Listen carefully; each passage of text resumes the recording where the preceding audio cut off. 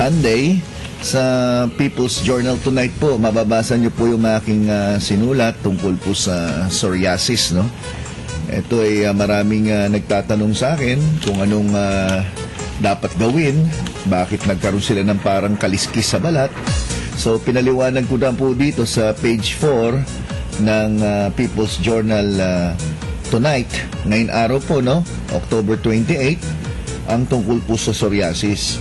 Nabanggit po natin dyan kung bakit kayo nagkaroon, ano yung mga dapat gawin, ano ba yung pangkaraniwan ng mga treatments, at nagbigay po ako ng mga suggestions na ano ba yung mga supplements na pwede nyong inumin. Halimbawa, beta-carotene, fish oil, mga flaxseed, zinc, selenium, vitamin B, vitamin C, vitamin E, pati pagpahid ng mga virgin coconut oil ay maaaring makatulong, no? So kung may kilala po kayo na meron pong ganitong problema, yung tinatawag na psoriasis o psoriasis, ay pwede nyo pong i-share yung aking isinulat ngayong araw po sa People's Journal Tonight. Nasa page 4 po yan, at every Sunday po tayo sumusulat yan na ang pamagat ng ating kolum ay gabay sa kalusugan. Well, ang headline dito sa mismong hawak kong People's Journal Tonight, no? Isang teacher, pinakasalan yung bangkay. Aba, yun ang sabi, no? Sa Isabela daw, may isang babae na nagkataon na kakasal na sila nung kanyang boyfriend, na-aksidente nung October 25. At, abay, sa burol, pinipilit niya yung pastor na magbibigay ng huling misa na ikasal daw siya dun sa kanyang boyfriend. At hindi pumayag yung pastor. Hindi raw pangkaraniwan na ginagawa yun, kaya hindi natuloy yung kasal. Pero isipin nyo naman, may mga ganun talaga, no? Na yung tinatawag na pagmamahal na hanggang kamatayan. Yan. Yan yung tinatawag na dalisay na pagmamahal. Tama ba yun, dalisay? Ano ba ibig sabihin ng dalisay? Tunay yata ang ibig sabihin nun, eh. So anyway, sana mabasa niyo po yan, no? At sa ating balitang pangkalusugan, ay may mga paraan pala para maging malusog at masaya ang isang taong tumatanda. At sundin niyo po yung mga ipapayo ko, mga lolo at lola, dahil ito ay dumana sa mga pag-aaral na sinasabi na may mga bagay pala na magpapanatiling malusog kayo at masaya sa pagtanda nyo kung susundin niyo po itong mga papayo ko mamaya. Then ano yung mga dahilan kung bakit hindi nakatutulog ng sapat ang isang tao? Tatalakayin din natin sa balitang pangkalusugan. Sa Health Seminar on Air, ang ating pag-uusapan ay tungkol po sa heart failure. Ano ba yung heart failure? Heart, puso, failure. Ay, ano bang failure? Parang pag sinabing may power failure, di ba walang kuryente? Di ibig sabihin siguro, yung pusong hindi gumagana ng maayos. Pero pag sinabing heart failure po, hindi pareho yan sa kayong sinasabi na cardiac arrest. Pag sinabing cardiac arrest, hindi na gumagana yung puso. Pag sinabing heart failure, gumagana pa pero hindi yata supisyente. Medyo kinakapos. Then sa liham ni Lolo at Lola, pag-uusapan po natin o babasahin pala natin ang liham na nanggaling kay Lola Litang, taga San Roque, Cavite. Then sa harana ni Papa G, medyo naiiba tayo, no? Kasi ang ating gagawing harana ni Papa G ay isang kantang inaalay ko sa mga nangulila, no? Nangungulila, aba, sa kanilang mahal sa buhay na pumanaw na. So yan ang ating special number mamaya sa harana ni Papa G. Balitang pangkalusugan ni Dr. Gary C. So ano ba yung sinasabing mga paraan para tayo manatiling malusog at masaya sa pagtanda? Aba, ito po mga babanggitin ko ay hindi po ano lang to, no? Ordinaryong pinapayo. Kung hindi may mga naka-back up na researches na duman sa pag-aaral na ito pala ang mga mahalagang dapat gawin. At 5 ang pinakamahalagang dapat gawin ng bawat taong tumatanda para maging malusog at masaya sa pagtanda. Ano ba yun? Number 1 na sinasabi ay kailangan meron daw kayong connect with others. Aba, ano ibig sabihin na connect with others? Yung mga matatanda daw na nagsosolo sa buhay at nagkukulong lang sa loob ng bahay at hindi lumalabas, hindi nakikipaghalubilo sa ibang tao, ay mas malungkot at sakitin. Sangayon dito sa mga ginawang researches, no, na pinag-aralan maigi, yung isang tao pala, pag ikaw ay tumatanda at ikaw ay nakakapag-connect sa ibang tao, halimbawa, nakikipag-usap, nakikipag-meeting, nakikipagkape-kape siguro, o medyo may pasuman-suman kayo dyan sa umaga, malaking bagay pala yan para magkaroon kayo ng tinatawag na personal growth. Personal growth. At ito'y mahalaga, kumpara mo sa isang tao na palaging nakakulong sa bahay. Bakit kanyo? Sinasabi dito na yung mga nakakasalubong bilo nyo o yung mga nakakasama nyo, yung mga lalo na kasing edad nyo o mas matanda sa inyo, na parang ina-idolize nyo, pag nakakapag-daupang palad nyo, nakakausap nyo, malaking bagay po yan para manumbalik ang sigla nyo. At nakakakuha din tayo ng mga experience nila o nasishare natin ng experience natin na pwedeng pagpulutan pa ng aral maski na sa pagtanda. Kasi ang akala natin, pag tayo matanda na, alam na namin yan. Hindi po. Dapat, maski na kayo po'y may edad na, dapat bukas pa rin ang inyong pananaw na makinig sa mga experience ng ibang tao. At ang sinasabi, na yung wisdom na isang tao, sa Tagalog, hindi ko po alam yung exact word ng wisdom, siguro yung karanasan o yung experience ng isang tao na nadidevelop yan sa pagtanda, ay malaking bagay yan na isinishare din ng isang matanda sa isang bata. So kung kayo po'y nakikipag-usap o nakikipag-connect, kumbaga, dapat hindi lang sa mga may edad, kundi sa mga bata-bata. Yan yung sinasabing number 1 na mahalaga, connection. Number 2, look and learn. Dapat pala, sang-ayon sa Harvard Study of Adult Development, dapat pala, hindi porkit ikaw ay may edad na, ayaw mo nang matuto ng mga bagong technology, halimbawa, computer. Marami yung mga nanay dyan, o mga lola, pati lolo at tatay, sinasabi, matanda na, ayoko ng mga pindot-pindot ng mga cellphone na yan, yung mga ganyan laptop o mga PC na yan, personal computer. Nalaman na yung mga matatanda pala na mas aktibo na alamin kung ano bang in ngayon. Pag sinabing ano bang in ngayon, ano ba yung nauuso? Halimbawa, yan, mga cellphone, mga laptop. Kung yung anak nyo, apo nyo, gumagamit, huwag kang mahiyang magtanong, ano ba yan anak, ano ba yan apo? Turuan mo naman ako, gusto ko mag-Twitter, gusto ko mag-Facebook. Yung mga matatanda na aktibo sa ganitong mga technology o kung ano yung mga bagong mga gadget, halimbawa, cellphone, iPad, o kaya yung mga kung ano-ano, alam nyo na yon. Pwede po na mas masaya kayo at the same time mas malusog kayo. Kaya nga ako naniniwala may kasabihan nga daw na yung masamang matandang damo kailangan ng narinig ko, sariwang damo.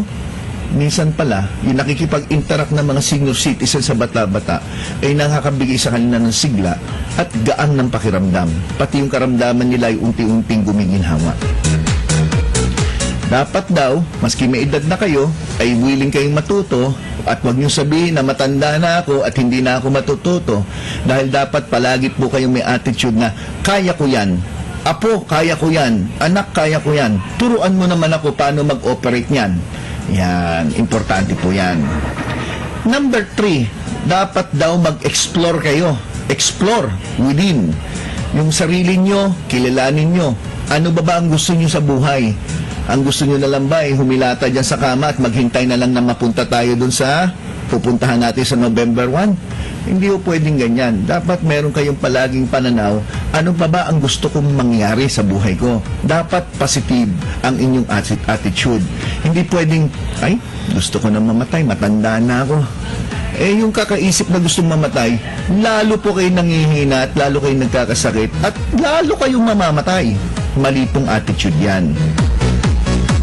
Dapat ang inyong palagi nasa isip, ano ba nangyari sa buhay ko noon? Ano ba yung pwede kong gawin para ma-improve ngayon? Dapat ganoon palagi. Ano ang ikabubuti sa katawan ko, sa buhay ko na dapat kong gawin? At hindi pwedeng puros iutos o ibahala ng Diyos.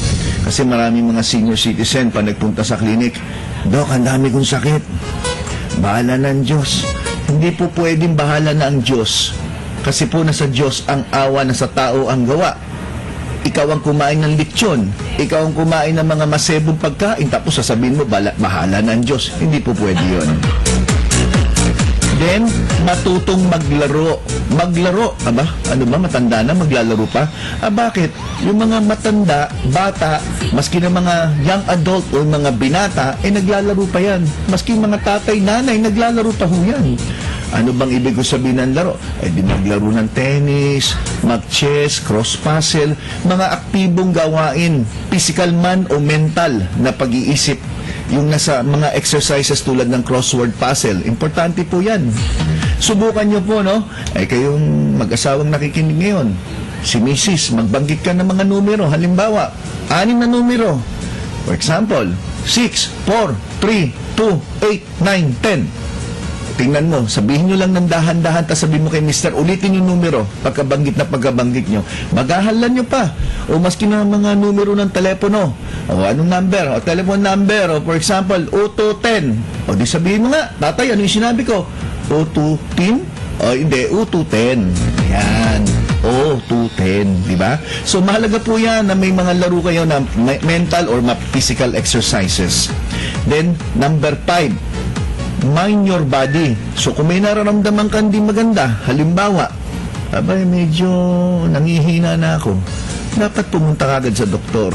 Hindi yung pagmalala na, dahil kadalasan yung mga sakit ng mga senior citizen, tinitiis yan eh. Sinasabi, wala to, pagod lang to. Yung pala, may kinalaman na sa sakit na pwedeng lumala, na pinabayaan lang pala. So, ano nangyari? Pagpunta nyo sa doktor, malala na. Pag nalaman nyo na, ganito yung kondisyon nyo, nadidepress naman kayo. So, hindi na nga kayo masaya, hindi pa kayo malusog. Yung pala, karamihan ng sakit ng mga senior citizen, kung ito'y naagapan, maski na yung topic po natin ngayong araw na heart failure, kung ito'y naagapan, baka naman sa pamamagitan lang ng tamang gamot, hindi na po kayo nabigyan ng mga matitinding komplikasyon o pinsala balang araw. So, mahalaga po yan. Naalamin natin. Ano yung mga dapat gawin? Kumain ng tama. Palagi sinasabi, mag-exercise, positive attitude, alisin yung mga bisyo, alisin yung sigarilyo, huwag masyadong maintang ulo. Konting bagay, nakasimangot ka dyan. Tampuhin ka. Masyado kang KSP, sabi ng mga anak nyo. Minsan naman, totoo. Pero minsan naman, naghahanap lang ng lambing si lolo at lola. So yan po ang mga payo natin, lalong-lalo na sa mga nagkakaedad na maraming nagiging problema, hindi lang sa kalusugan, kung hindi kalungkutan. Okay. Ngayon, ano naman ang mga kadalasang dahilan kung bakit hindi sapat ang tulong ng isang tao? Ito po mga lumabas na dahilan. Number 1, at unang-una sa listahan, stress. Yung palagi nag-aalala. Maraming mga senior citizen na laging nag-aalala, maski hindi naman dapat. Number 2, nandyan na po yung mga sakit tulad ng mga rayuma, sakit ng tuhod, sakit ng sikmura, ulcer, sleep apnea, problema sa pagtulog. Dapat po ito binibigyan ng pansin para makatulog kayo na maayos. Number 3, poor diet. Kung ano kinakain nyo. Pag kayo po'y malapit ng matulog, dapat mga 2-3 oras wala po kayong kinain bago po kayo hihiga. Tandaan nyo po yan. Hindi pwedeng pagkatapos kumain alas 9:30, natutulog ka na. At yan ay pwedeng magbigay sa inyo ng problema na magigising ka na lang at the middle of the night. O kaya yung tinatawag nating bangungot ay nangyayari po sa taong busog at natulog kagad. Mga pagkain na matatamis at mga maanghang na pagkain dapat iwasan, lalo na sa gabi, dahil ito po ay nagbibigay po sa inyo ng disturbance sa inyong pagtulog na may kinalaman po sa inyong panunaw ng sikmura. Yung mga mahilig uminom ng kape o kaya uminom ng alak at kumakain ng mga tatamis na inumin, mga soft drinks, yan po ay mga kadalasan mga dahilan kung bakit nagkakaroon kayo ng problema sa pagtulog. Alam na natin lahat na yung mga caffeinated drinks ay pinapanatili kang gising. Bagamat yung iba sinasabi, masarap ang pakiramdam, malakas ako, sa umaga nyo na lang gawin at huwag sa gabi. Poor sleeping environment. Natutulog ka malapit dyan sa release ng train. Natutulog ka malapit dyan sa airport. Natural, 24 hours yatang gumagana ang ating airport, no? Siyempre, operational yan, 24 hours, natural yung ingay, nasisira ang tulog nyo. masyadong maingay, masyadong maliwanag, yan yung mga kadalasan na dahilan ng problema sa pagtulog.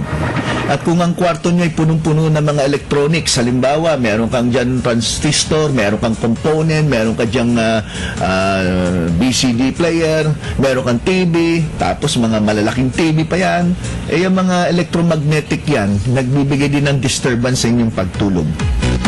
Yung maling posture o yung forma ng pagtulog, dapat ho bigyan natin ng pansingan. Maraming senior citizen ang problema sa pagtulog may kinalaman sa kanilang unan dahil ang kanilang posisyon ay hindi nagbibigay ng sapat na ginhawa sa pagtulog. So dapat po sapat din yung inyong taas ng ulo mula doon sa inyong balikat. Hindi ho pwedeng na masyadong mataas, hindi naman pwedeng masyadong mababa. Kung matutulog on side, dapat meron kayong ano ba tawag doon, parang may unang ka dyan sa may binti nyo o sa may hita nyo. Sinusuportahan po ang inyong spinal column. Hindi rin pwedeng matulog na lumulundo ang puwet na sobrang lambot naman ng inyong kama at baka naman magkaroon kayo ng severe back pain balang araw. So lahat po ito mahalaga. Hindi rin sapat na matulog kayo na nakadapa. Hindi rin tama yon dahil nahirap na kayo huminga at pati inyong tiyan ay naiipit. At mahalaga ang tiyan o yung sinatawag natin muscle na diaphragm sa normal na paghinga. Then ano pang isa pang dahilan? Pwede rin may disruption sa circadian rhythm. Ito yung sa inyong sleep-awake cycle. Tulog, gising, cycle. Lahat tayo may pineal gland. At itong pineal gland gumagawa ng melatonin sa pagtanda natin. Nag-umpisa sa edad na 35, maring humihina na po ito. At yun ang dahilan kung bakit bumababa ang bilang ng ating melatonin na may kinalaman sa ating magandang pagtulog. So yan po ang mga sinasabing mga dahilan. So ang mahalaga, kung kayo hindi makatulog, alamin ano ba talaga ang problema. Hindi naman solusyon na uminom lang ng mga tranquilizer o sedative dahil yun ay panandaliang ginhawa lamang. Ang masakit niyan, hanggang hindi nasusolve ang pinakadahilan ng problema, tuloy-tuloy ang pag-inom ng mga tranquilizer hanggang ito'y maging habit forming at dumating sa panahon na hindi ka na makatulog pag wala ka ng tranquilizer.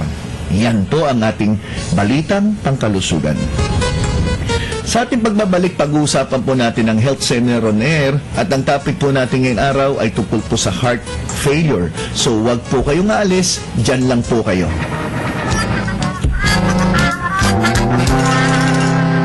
Oh, Miss Nurse, bakit parang takot na takot ka?